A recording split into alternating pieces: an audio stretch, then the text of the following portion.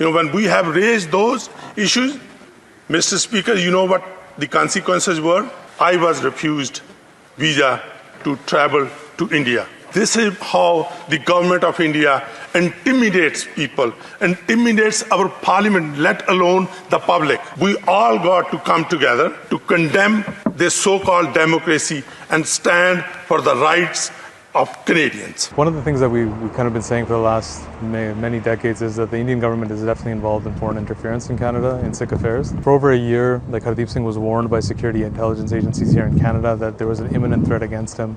Nobody did anything for his protection. Nobody held India accountable in any which way.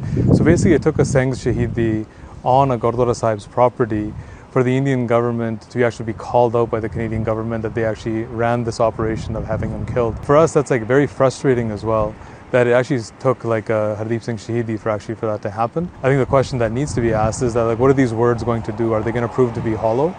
Or is actually somebody going to actually do something like the community's been asking for an inquiry, a public inquiry into India's interference here, including by Hardeep Singh Shahidi?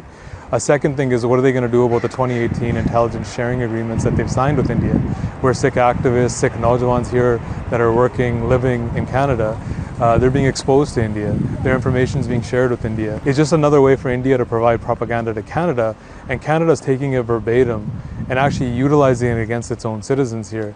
So I think this isn't a small event that's happened today. It actually is going to shift the relationship between India and Canada in many ways. I am Simranjit Singh Mann, Member of Parliament in India. Prime Minister Trudeau of Canada has said in Parliament that Hindu-Indian state is behind the assassination of a Sikh leader who was canvassing for freedom of the Sikhs in India and Asia. That means Hardeep Singh Nijjar. These are very, very serious charges, and Prime Minister Trudeau has asked allies, the Five Eyes, Canada, Britain, USA, New Zealand and Australia to take the breach of Canadian sovereignty by the Hindu-Indian state very, very strongly. And I have come to know that another Sikh in Winnipeg, a state in Canada, Sukhdev Singh, has been assassinated. These extrajudicial murders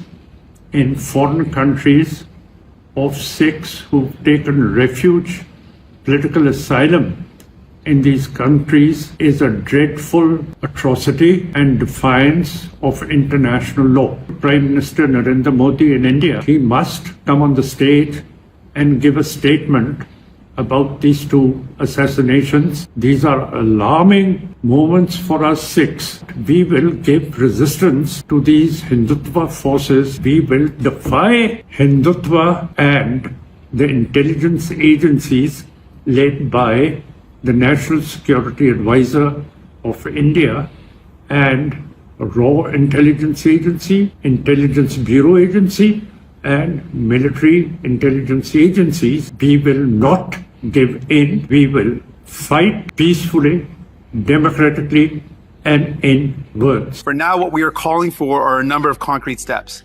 First and foremost, I wrote a letter to the Commissioner of the Public Inquiry to indicate that India now must be included in that public inquiry.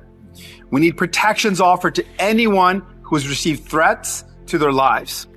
We need to make sure that there's diplomatic sanctions and a review of all diplomats from India in Canada.